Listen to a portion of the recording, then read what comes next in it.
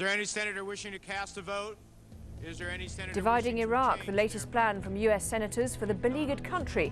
Could it come to pass if the Democrats gain power? And just how can one country wield such influence over another? This is Inside Story.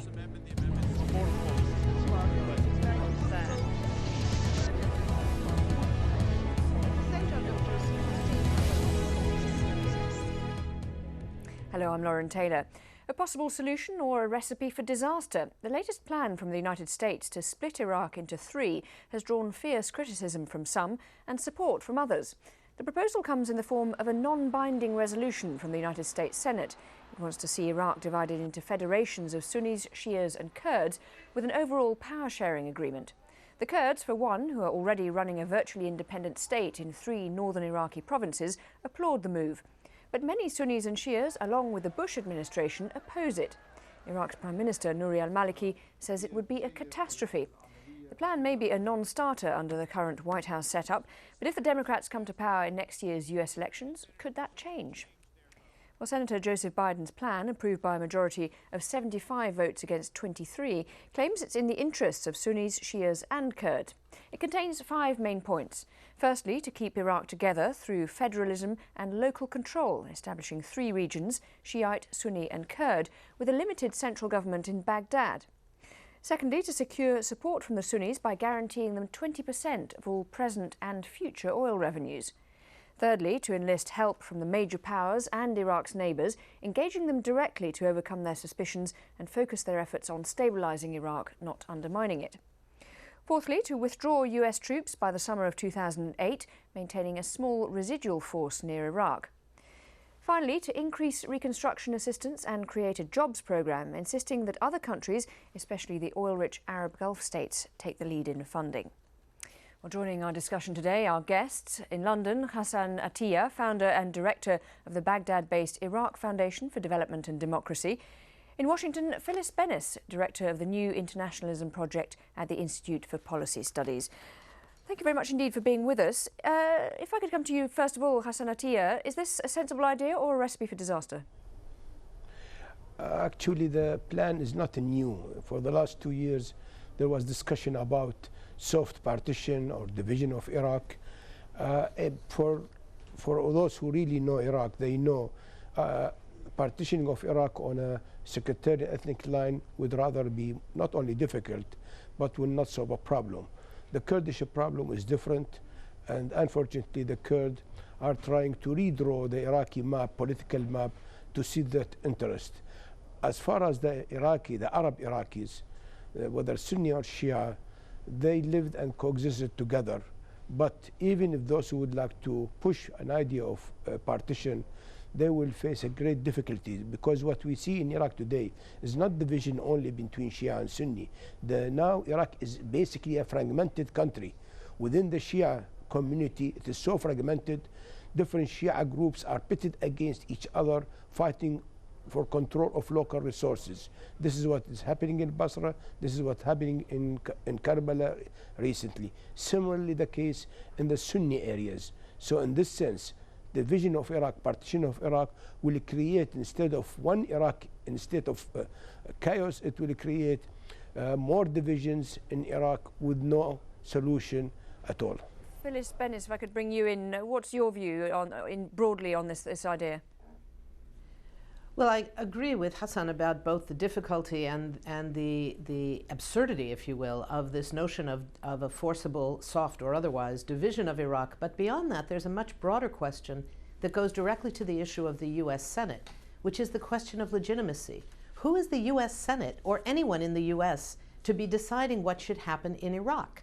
If we have any illusion, or had any illusion, that the view of Iraqi sovereignty was a real one among U.S. officials, this should have taken away that illusion.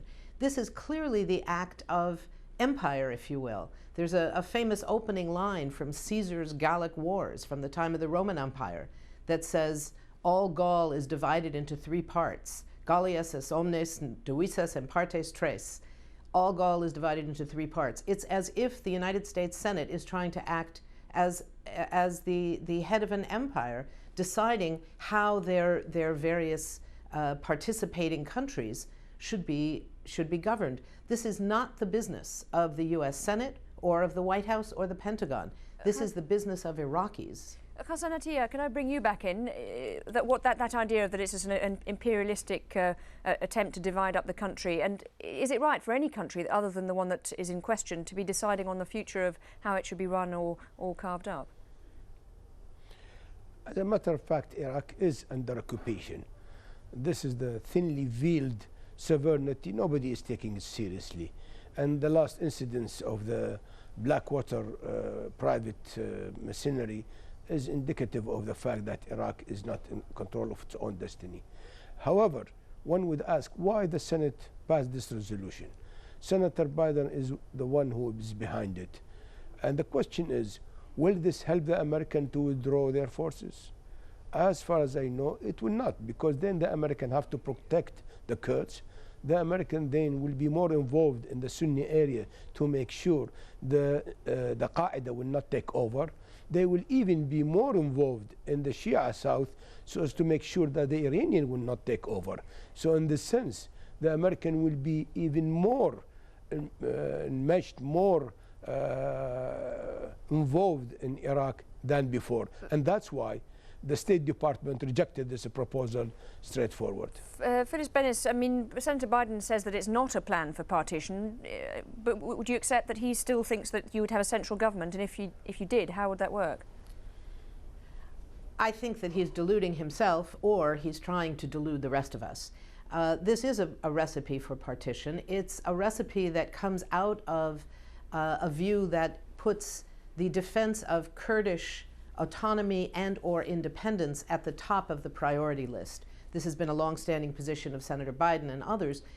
It does, I think it's certainly true, it would require, if it was going to be imposed from outside, it would guarantee the continuation of occupation, but it would also be of significant benefit to U.S. oil companies who would sign the kind of oil contract that was just signed by Hunt Oil, a company with very close ties to the Bush administration, a Texas oil company, who just signed a regional production sharing agreement, what's known as a PSA, with the Kurdish government in Kurdistan, not a national contract that would have to be approved by the Iraqi parliament as a whole. This is something that the Bush administration and many in Congress say they don't want to allow, and yet it's gone forward. And yet we see this oil company whose management is closely aligned with the Bush administration taking advantage of this rising separatism to sign off on a separate agreement with the Kurdish government. An agreement, we should note, this type of agreement called a PSA is not practiced anywhere else in the region among the other oil-rich countries, Saudi Arabia, the UAE. None of these countries allow a production sharing agreement which essentially gives the oil company itself control of a share of the oil, not only money to do a specific task, to dig for oil or to refine the oil or to explore a certain area of land and look for oil where they would be paid. This is very different.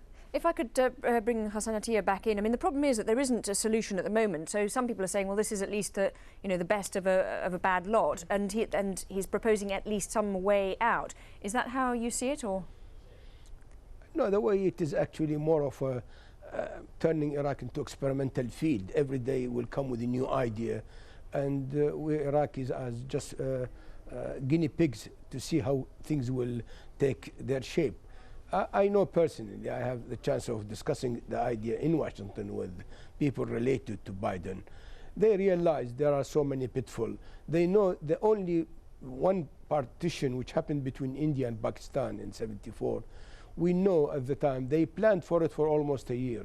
The end result was between 12 to 14 million have to move or to be ethnically cleansed from one area to area, in addition to millions of killed and in this major disaster. And now we have Pakistan, which is another failed state. In no time, Bangladesh is separated. Now Pakistan is also into 4 district regions. So there is no valid example historically to prove that a partition is possible. The only partition which proved to be possible is Czechoslovakia. But then Czechoslovakia, there was the Czech and the Slovak have a real, definite, clear ethnic fault line. And the same people were there and there, so it was an easy way of separation. But when they are intertwined, it's so difficult. For instance, the question of Iraq, which is Kirkuk, which is giving so much trouble in Iraq.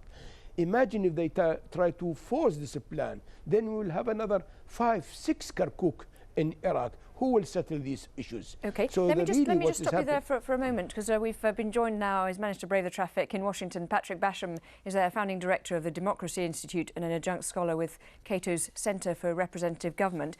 Discussing the plan here, the idea, Senator Biden's idea of a federation in Iraq. What's your view? Well, it's certainly an imperfect solution, to put it mildly. It certainly has downsides, but if you lay it out in comparison with all of the other suggestions, all the other plans, all of the other options, I think it's the least worst option on the table.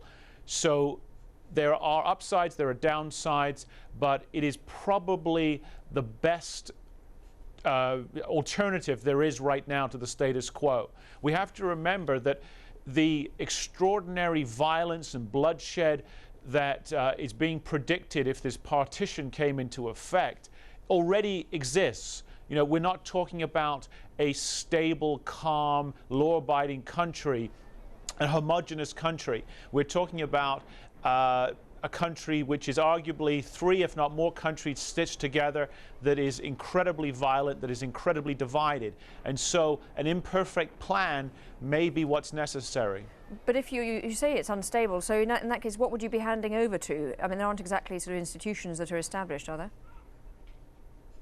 there? No, there aren't, and that's obviously a big part of the problem. And I think what the goal of the plan is saying, look, if the 3 major groups in Iraq at least have control over their own areas, are not subject to the control of the other groups, which they clearly are unable or unwilling to get along with in any kind of peaceful and democratic way, then the situation may at least stop from getting any worse and may potentially just get a little bit better. OK, well, I'll just stop you there. I can see Phyllis shaking her head, but we've got to take a quick break. When we come back, we'll be discussing this more, and we'll have various reactions to the latest Senate resolution and examine the possible ramifications. Don't go away.